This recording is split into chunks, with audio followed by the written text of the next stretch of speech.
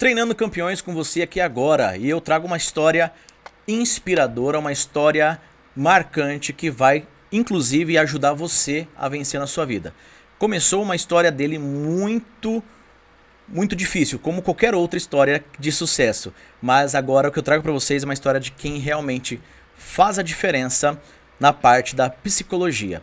Ele hoje mestre na área da psicologia, nessa arte que é ser profissional da psicologia, e atende muito na área da carreira militar. Eu estou falando do Carlos Jean. Isso aí, obrigado pelo convite, estar aqui com você. Sou o Carlos Jean, sou psicólogo, também sou guarda civil metropolitano e a gente está aí um pouquinho para falar sobre a psicologia. É isso aí, ninguém nasceu psicólogo, ninguém nasceu GCM. Antes disso teve uma história aí. Fala aí, da onde que você veio, como começou sua história e o que levou você a estar aonde você está hoje. Exato. Então, eu sou de Minas Gerais.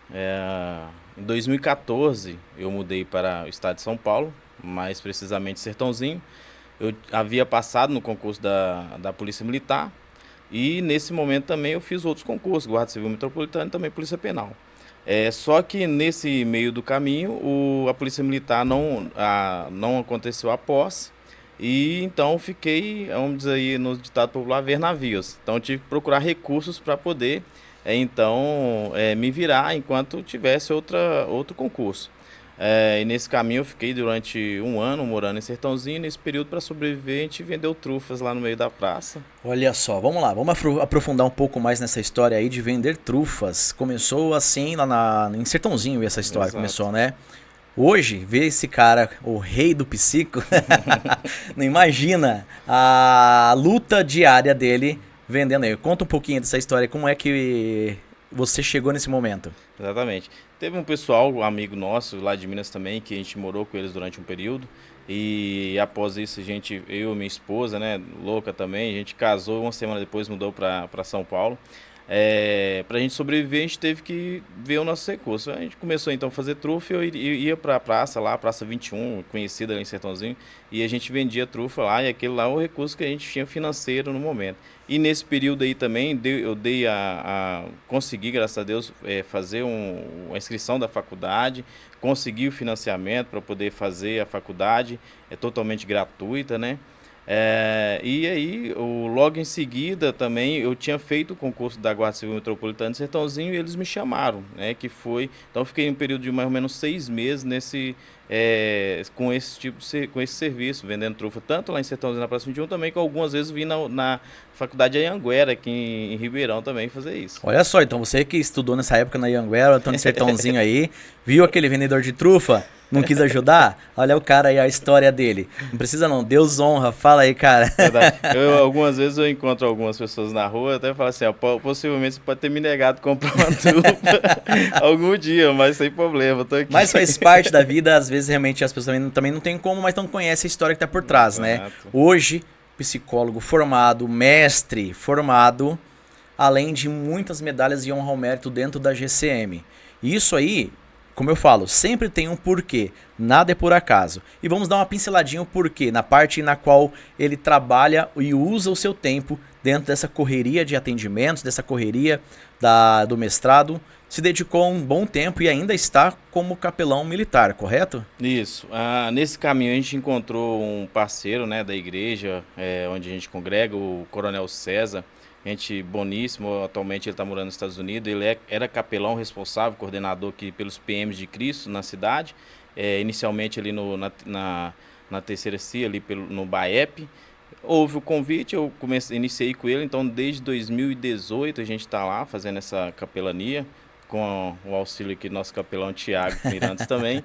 E, cara, é incrível porque a gente vê histórias ali incríveis, faz amizade e é um momento da gente estar levando ali uma palavra de Deus, um momento com Deus ali. E acho que isso faz o diferencial imenso na vida de cada um daqueles que estão ali. A gente já presenciou várias vezes policiais ali que tem tido como um herói, e é um herói da sociedade, mas que não pode muitas das vezes se expor em algumas situações, seus sentimentos, mas a gente vê muitos ali quebrantando ali, em momentos que a gente está ali trazendo uma breve palavra ali, e isso é muito bom, agrega a vida deles e com certeza a vida nossa muda totalmente. A capelania militar, ela tem um foco de ajudar os nossos profissionais da segurança pública, que sim são os nossos heróis reais, que estão aí diariamente combatendo o crime, lutando arduamente contra um sistema na qual eles prendem e soltam. É uma coisa que é outro assunto que nós vamos segurar hoje aqui para a próxima vez. Então fica aí a pensada para que vocês possam ver da próxima vez falando muito mais aprofundado dessa parte na qual ele trabalha hoje e ele se especializou na parte do mestrado, sendo hoje um mestre na área de segurança pública, né? Isso. Eu logo em seguida, né, agora em torno de 20 dias a 30 dias que eu finalizei o mestrado, saúde mental. Então, a minha tese do mestrado em saúde mental foi estresse em servidores da segurança pública. Então, a gente englobou ali na pesquisa policiais militares, guardas municipais, policial penal, policiais civis, todos da área de segurança pública, onde a gente fez a pesquisa para entender o que leva a muitas questões de doenças, afastamentos, suicídios, dentro desse contexto da área de segurança pública, que hoje, na verdade, é o meu mundo, né, onde eu trabalho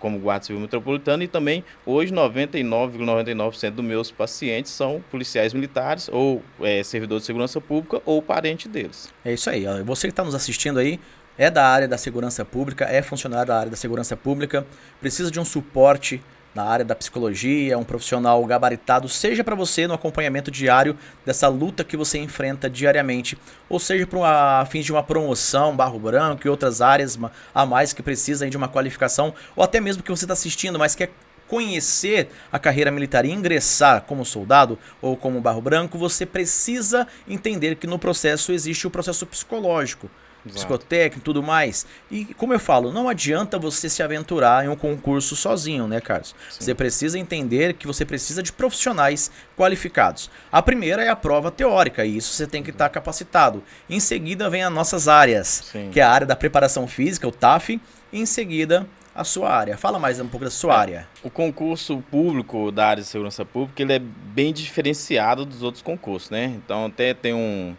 cursinho famoso onde um dos proprietários até brinca, se quer fazer concurso público, você vai fazer concurso do Banco do Brasil, né? O concurso público da área de segurança pública é totalmente diferente, cara. É um concurso onde você quer entrar nessa carreira, você não vai entrar porque você quer simplesmente um emprego, não é um emprego. Eu até brinquei hoje no atendimento que eu fiz agora há pouco, estava finalizando com o candidato, ele vai para uma entrevista amanhã lá dentro da Polícia Militar, que é um dos processos, e onde eu até brinquei com ele e falei, cara, você está disposto realmente a correr o risco de morrer diariamente, 24 horas por dia, e para receber R$4.000? Porque você está pagando, entre aspas, para você morrer diariamente. Porque não tem como, mas eu não vou morrer. Não é isso. É porque automaticamente, cara, onde você entra na área de segurança pública, você é avisado, né? E você está diariamente ali, você vai sair de casa para você ir trabalhar, você não sabe se você retorna. Você não sabe. O dia mais simples que você tiver ali, pode ser que no final dele possa acontecer alguma coisa. Nesse processo do concurso, prova teórica, teste físico e fase psicológica. Hoje as duas fases que mais reprovam, inclusive esse último concurso que está em andamento, a fase do TAF, nós vamos fazer um outro momento depois, Sim. ele está em cerca de 64% de reprovação. É uma fase que só depende do candidato.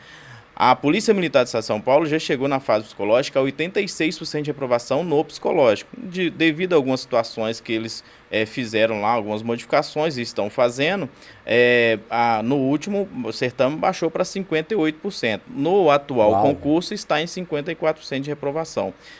Então são vários fatores que implicam aí ao candidato ir lá e ser reprovado. Uma delas é o fato de não se preparar. Quando a gente fala de não se preparar, não é ele treinar igual ele treina para o TAF, ele prepara para a prova, mas ele fazer um desenvolvimento pessoal para ele saber principalmente quem é ele. Porque tem uma questão principal lá que derruba todo mundo, onde é perguntado para ele, por que você quer ser policial? O cara não sabe responder. Aí muitos entram naquela questão, né, de isso é na minha área também, com certeza vai ser esse gatilho. Se eu estiver errado, você me corrija. com certeza a pessoa quer bancar o herói, né? Eu quero servir a sociedade, eu quero proteger, eu quero... e entra nessas historinhas que quem é profissional da sua área, que está fazendo a entrevista, percebe que não é nada disso, né? Sim, muitas pessoas trazem, muitos candidatos trazem lá e falam assim, eu quero fazer um pouco a mais pela sociedade, aquilo outro. O próprio psicólogo na entrevista, eu também, quando eu estou de alguma forma trabalhando com os candidatos, eu pergunto, por que você não faz nada hoje? O que você poderia fazer como policial que você não pode fazer como um cidadão comum hoje? Ou seja, e a gente tem que ser bem realista que, a verdade, o policial diante da sociedade, ele é visto como, muitas das vezes, como não mais como o herói, mas como bandido. A gente tem que ser realista disso. Infelizmente, nós vivemos uma inversão de valores brutal. Então, você que quer o segmento da carreira militar tem que entender que é vocação.